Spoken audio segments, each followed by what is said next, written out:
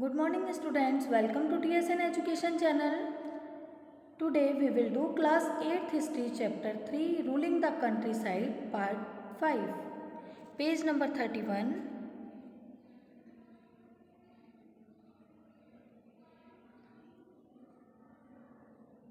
The problem with niche cultivation.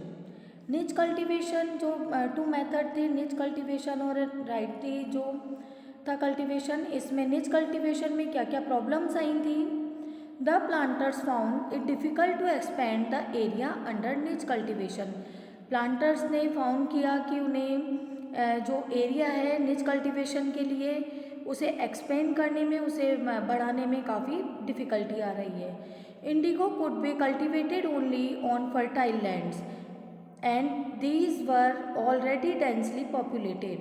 Indigo का cultivation केवल fertile land पर किया जा सकता है, जबकि वहाँ की जो लैंड थी वो ऑलरेडी पहले से ही डेंसली पॉपुलेटेड थी। वहाँ की जो लैंड थी वहाँ पर ज़्यादा जनसंख्या थी। Only small plots scattered over the landscape could be acquired. केवल स्मॉल प्लॉट्स और लैंडस्केप ही उनको इंडिगो कल्टीवेशन के लिए मिल पाते थे। Planters need large area in compact blocks to cultivate indigo in plantation.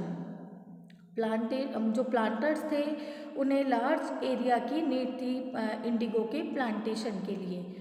Where could they get such land from? इस तरह की लैंड उन्हें कहाँ से मिल सकती थी? दे attempt to lease in the land around the indigo factory and evict the peasant from the area. उन्होंने Indigo factory के अराउंड लैंड लीज पर लेने के लिए अटेम्प्ट किए, कई कोशिश की और वहाँ से जो उस एरिया के जो भी पीजेंट थे उन्हें वहाँ से हटा दिया गया। But this always led to conflict and tension. But इसके कारण और भी ज़्यादा कॉन्फ्लिक्ट और टेंशन होने लगी थी, काफ़ी टकराव और तनाव होने लगा था। Slave, a person who is owned by someone, एक पर्सन जिसे कि ओनर उसके कोई और होते हैं, वह स्लेव होता है। A slave has no freedom, एक स्लेव को बिल्कुल फ्रीडम नहीं होती है, आज़ादी नहीं होती। And it's compelled to work for the master, और उसे अपना सारा वर्क मास्टर के लिए करना होता है। Nor was labour easy to mobilise. अब जो इतने बड़े जो प्लांटेशन किया जाना था इंडिगो प्लांटेशन के लिए, प्लांटर्स को लेबर्स की नीड थी। Nor was labour easy to mobilise, जो लेबर था उन्हें मोबलाइज करना ईजी नहीं था, उन्हें इकट्ठा रखना, एक साथ इकट्ठा करना काफ़ी डिफ़िकल्ट था। A large plantation required a vast number of hands to operate. एक लार्ज प्लांटेशन के लिए बहुत सारे लेबर की उन्हें रिक्वायरमेंट थी। And labour was needed precisely at a time when peasants were usually busy with their rice cultivation. Labour की need भी तभी होती थी जबकि जो पीजेंट हैं वे अपने राइस के कल्टीवेशन में बिजी होते हैं, उसी टाइम लेबर की भी नीड होती थी। निच कल्टीवेशन ऑन लार्ज स्केल पर निच cultivation also required many ploughs and bullocks. उसके लार्ज स्केल पर निच कल्टीवेशन को करने के लिए बहुत से बुलक्स और प्लो की बैल और हल की रिक्वायरमेंट होती थी। 1 bigha of indigo cultivation required 2 ploughs. 1 bigha indigo cultivation के लिए 2 प्लो की रिक्वायरमेंट होती थी। This mean that a planter with 1000 bighas would need 2000 प्लो।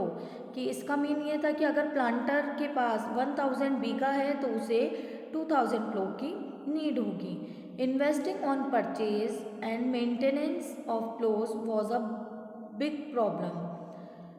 प्लो को परचेज करने के लिए इन्वेस्ट करना और उन्हें उसका मेंटेनेंस रखना, यह बहुत बड़ी प्रॉब्लम थी।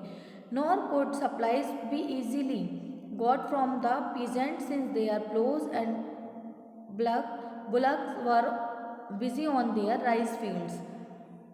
और जो पीजेंट थे वे भी प्लो या बुलक्स की सप्लाई नहीं कर पा रहे थे क्योंकि वे भी राइस जो फील्ड के कल्टीवेशन में बिजी थे।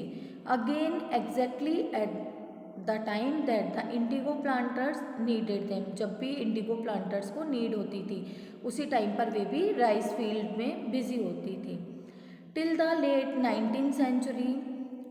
19th सेंचुरी तक planters were therefore reluctant to expand the area under निच कल्टीवेशन। जो प्लांटर्स थे वे निच कल्टीवेशन का जो एरिया था उसे एक्सपेंड करने में रेल्यूक्लेंट थे, काफ़ी मतलब इंटरेस्टेड एक तरह से नहीं थे या हिचकिचा रही थी। Less than 25% of the land producing Indigo was under this system. 25% जो लैंड है इस सिस्टम के अंडर इंडिगो प्रोडक्शन के लिए दी जाती थी। The rest was under an alternative mode of cultivation, the ryoti system. Rest जो बची हुई जो लैंड होती थी वो राइटी सिस्टम के कल्टीवेशन में यूज आती थी। Bigha unit of measurement of land. Land को मेजरमेंट करने के लिए बीघा एक यूनिट होती है। Indigo on the land of ryots. Under the ryoti system the planters force the ryots. एक तो हमने अभी निच कल्टीवेशन देखा है, सेकंड इसका है ryots. Under the ryoti system the planters force the ryots to sign a contract and agreement satta. Ryoti system में प्लांटर्स जो थे वे राइट्स को जो फार्मर्स होते हैं उन्हें फोर्स करके एक कॉन्ट्रैक्ट या एग्रीमेंट पर सिग्नेचर करवाते थे। At times they pressurise the village headman to sign the contract on behalf of the ryots. कई बार वे विलेज हेडमैन को भी प्रेशराइज्ड करते थे कि राइट्स के बिहाफ पर वे कॉन्ट्रैक्ट को साइन करें। Those who signed the contract got cash advances from the planters at low rates of interest to produce indigo।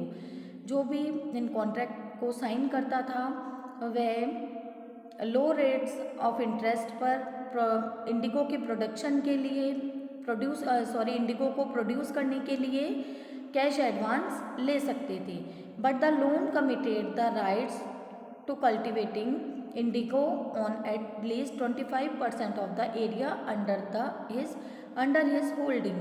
But अगर किसी ने लोन के लिए कमिटेड किया है तो उसे अपनी लैंड के 25% लैंड पर इंडिगो का कल्टीवेशन करना होता है। The planters provided the seed and the drill. जो प्लांटर्स हैं वह सीड्स और ड्रिल प्रोवाइड करवाते थे। While the cultivators prepare the soil. और जो कल्टिवेटर्स होते थे वे सॉइल को प्रिपेयर करते थे, सोड द सीड बीज को बोते थे, and look after the crop. और क्रॉप को लुक आफ्टर करते थे, देख रेख करते थे।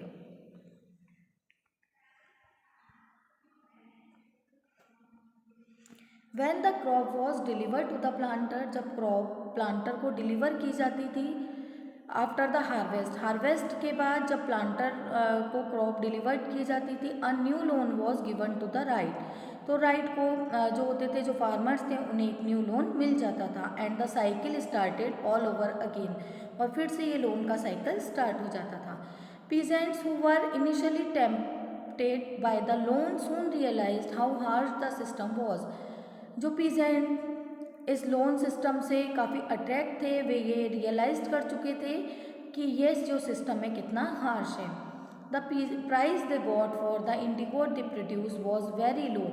इंडिगो प्रोड्यूस करने के जो प्राइजेस उन्हें मिलते हैं वह काफ़ी कम है। And the cycle of loans never ended. और जो लोन का साइकिल है वो कभी एंड नहीं होता।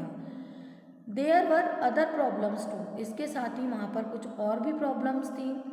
The planters usually instead that indigo by cultivate on the best soil in which peasant prefer to cultivate rice। एक और भी कुछ ऐसी प्रॉब्लम्स थी कि प्लांटर्स ये चाहते थे कि इंडिगो का कल्टीवेशन बेस्ट सॉइल वाले जो भी फील्ड हैं वहाँ किया जाए।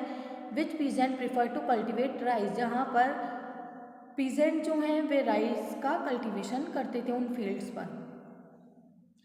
Indigo moreover had deep roots and it exhausted the soil rapidly। और जो इंडिगो प्लांट है उसकी जो रूट्स होती हैं वह काफ़ी डीप होती हैं जो कि सॉइल की फर्टिलिटी को रैपिडली जल्दी ही एग्जॉस्ट बिल्कुल ख़त्म कर देती है। After an indigo harvest the land could not be sown with rice. Indigo के हार्वेस्टिंग के बाद जो लैंड है वह राइस के कल्टीवेशन के लिए तैयार नहीं रहती या प्रिपेयर नहीं रहती। द ब्लू रेबलियन एंड आफ्टर, इस टॉपिक को हम नेक्स्ट वीडियो में कंटिन्यू करेंगे।